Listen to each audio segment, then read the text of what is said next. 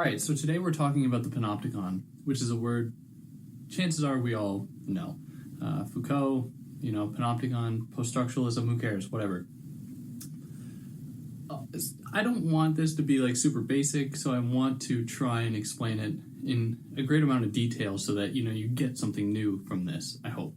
So there's a lot to cover. Before getting into it, you can find this in podcast form, anywhere where you get podcasts. Leave a comment on there, because I think I know how to check it, but at the very least, leave a bunch of stars, because that'd be great.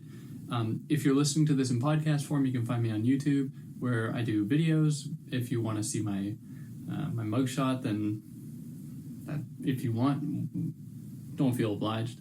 You can support me by simply subscribing, liking, sharing, telling your family. Who knows, your great aunt might get a real kick out of this. Then again, she might not. You can also contribute monetarily with Patreon or PayPal. The links for all that will be in the description, which would be a great help. But take care of yourself first, or contribute to an organization that could really use that support much more than me. So the Panopticon. Let me give you the rundown of what Foucault does in his book titled Discipline and Punish. So he lays out that for a very long time, we were under what he calls sovereign rule, where there was sovereign power. And that was the situation in which there was a king or monarch or something that demonstrated their military and their disciplinary might by inflicting harm on people.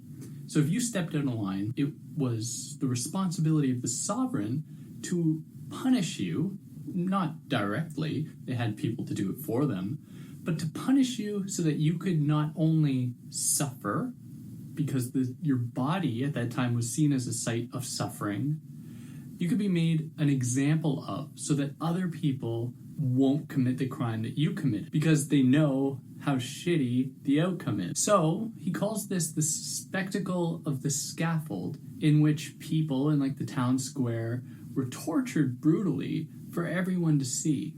Now, this raised a few problems for power, and Foucault says that, if you demonstrate your power in such an overt way, that is, for everyone to see, you leave yourself open to some kind of attack, or at the very least, you become the very point in which all power emanates from, and it becomes very easy then for power to be usurped, which didn't necessarily happen all the time. So some of the other ways that people were directly affected would be they would be thrown into dungeons, and if they weren't tortured, they were essentially hidden away from sight so that they wouldn't be a part of society.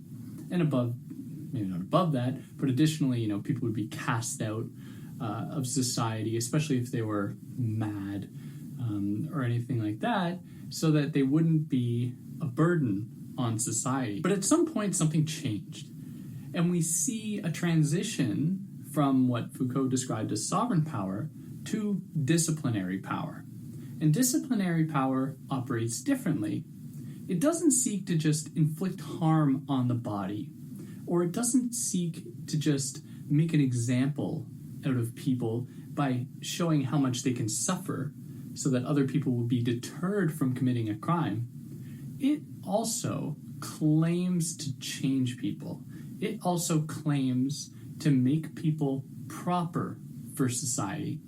So instead of it being a matter of inflicting harm on someone who was only to be ultimately judged by God, suddenly society saw itself as being the arbiter of what was good and right, and it could inflict harm against people in order to make them better for society. So it wouldn't always be physical torture. It would be rehabilitation, it would be counseling, it would be anything like that. I think it's important to say that if your takeaway from this is to despise all sites of power, be it psychiatry or counseling, anything like that, then while you might be right, according to Foucault, we shouldn't do away with all of these potentially beneficial institutions, especially for people who really need it. So keep that on the back burner. So this marked a shift, right, as I've already kind of said. But previously, if someone committed a crime, the sovereign, that is the king, queen, monarch, whatever, felt as though they were the one that was attacked, right? they were the one that took the burden of the crime. With disciplinary power, suddenly other people get involved, and an attack against society is then felt as an attack on the social body. So it's an attack on everyone. And so with this, we see a kind of percolation of a resentment of criminals. Whereas previously, and Foucault documents this, there was almost a fascination with criminals, almost like in the moments where someone was being tortured, they were closer to God because they were closer to death, and that therefore they possessed some kind of innate or superior knowledge of the world. Not to mention the fact that they had the courage to challenge the king or monarch or queen or anything. This inflictment of new pain against the social body demanded a new form of, I guess, organization as far as power went. And here we enter the Panopticon. So the Panopticon was a structure proposed by Jeremy Bentham, a utilitarian philosopher who wanted to make prison structures more instrumental, to make them more economic, more effective. So, I'm sure we all know, but panoptic means sight, optic, pan, all around, so all around sight. And this is what the structure looks like. It is a circular structure with a guard tower in the middle. And the guard tower is a 360-degree view of the circular ring structure. And the circular ring structure is comprised of prison cells that can all be viewed from the watchtower. Now, it is unclear from the vantage point of the prisoner if there is a guard in the guard tower. So, what happens, and Foucault is very quick to pick up on this, it doesn't actually matter if there's a guard in there because the people don't know if they're being watched. So he says something interesting happens here, and that is that the people start to watch themselves. And that happens out of the fear of them being watched. So one example that I take from a prof that I had many years ago, Dr. Brophy, and I think it's an apt example. He said, well, if you're driving, let's say you're in the prairies, if you're in Canada, or in the desert in, Nevada somewhere, you're driving and you come across a stop sign and you can see for miles and miles and miles, and you know for a fact that there is not a cop in sight. Many of us still stop. I'm not saying everyone does. And it would be wrong to think that Foucault is saying everyone suddenly follows the rules and everyone is suddenly a cog in this machine. But some of us stop, and that is a very interesting phenomenon. And it demonstrates this panoptic structure at play, where we, instead of us being watched, we are governing ourselves. So Foucault, looking at this then, says it opens up a whole bunch of interesting implications.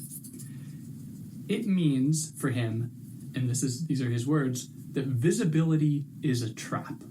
So while we might think that it might be better to be out in the open, it might be better for us to be seen, because that's how we express ourselves, that's how I communicate with everyone on YouTube or in podcast form or whatever. Well, it might appear like this is a demonstration of one's own identity, one's own freedom. Foucault warns that these types of visibility, or these openings up or forays into visibility, might actually be sites of control. Now, how does that make sense? Well, I like to imagine it like a kid in a sandbox. So the sandbox to the kid might appear to have infinite potential, right? Sky's the limit. Your imagination is the only thing slowing you down. But to an outside observer, we know that the sandbox is kind of demarcated. It's bordered by these four walls that structure it in a very clear way. But within the structure, there's a great deal of opportunity allowed. The kid, however, doesn't think about the walls. The kid's only focused on the sand and all the possibilities afforded by it. And it's in that moment, or in this kind of our feelings of kind of pure freedom, this kind of pure potential, that we might actually be the most controlled. So Foucault says that the panoptic structure allows people to be seen instantly, and them being seen then opens them up to specific kinds of surveillance so that they can be They can be controlled. They can be organized. They can be clumped into masses. And this sets the timber for biopolitics, a term I'll do another day, where people are organized according to populations.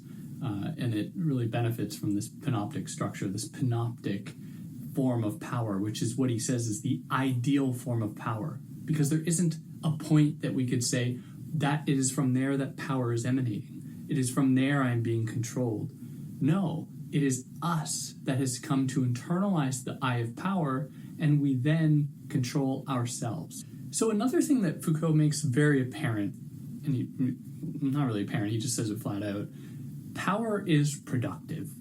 It makes people act. So like the kid in the sandbox, as soon as he enters the sandbox, he enters into a very clearly marked off controlled zone.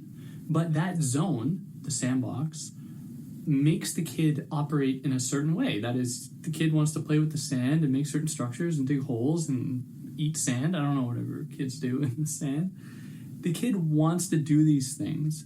And this is a product of this kind of established zone, this kind of established system that is limited only by the kid themselves in their minds, but is actually very well managed and coded. So there are no more bars, there are no more like prison guards per se, none of that. There's just the pure functioning of power that has been completely internalized. Now, I've covered this whole book in a lot more detail on my channel and podcast form, so go check that out if you want a fuller account. But it seems a little bit reductive to say that we've just like kind of fallen into this new disciplinary power system and that's all there is to it. He does complicate it a bit, but it is a little bit reductive, and I'd like to hear what other people have to say, but just throwing that out there. The Panopticon then, because of its kind of visible character, is then going to be open to kind of democratic alternatives and changes and movements. And the reason for that is that, there's no single point of power, as I made clear. Instead, Foucault says that the Panopticon operates democratically, and that's what makes it so pernicious. It makes it appear as though, encouraging you to participate in some while foreclosing others to you. And this is used in all walks of life. Take the hospital, for instance, where humans are reduced to, observable, symptomatic entities that can then be put under a certain kind of microscopic lens so that they could be better understood, so they could be mapped and coded and controlled. Or schools or offices that are designed in such a way as to make people always visible. Because if you're always visible, then you not only fear the, thought of other people seeing you, you start to wonder, how do I appear to myself? Do I like who I am? Which is a moment in, disciplinary power that is only possible when we have moved away from locating power at a certain site, that is the king or whatever, to ourselves. So we see that the Panopticon is an individuating machine. It makes of people individuals that, are isolated in their bodies. And this is, certainly in keeping with the atomistic principle of capitalism and its emergence. But we could become so absorbed with ourselves that, it hinders the possibility of collective engagement in certain ways, which is, one of the implications that Foucault doesn't really address, but is certainly there. So with the functioning of the Panopticon and its extension into all walks of life, we see the entrance of a new form of kind of control, one that moves beyond disciplinary control into pure carceral control, which is the term he attributes to this moment in which all people govern themselves perfectly according to a perfect movement of power. And that's more or less it. I hope this is short and sweet. Leave comments and likes and tell me if I did something wrong. I'd love to hear from you. Or if you have any recommendations for what to do next, I'd happily take them. But on that note, take care.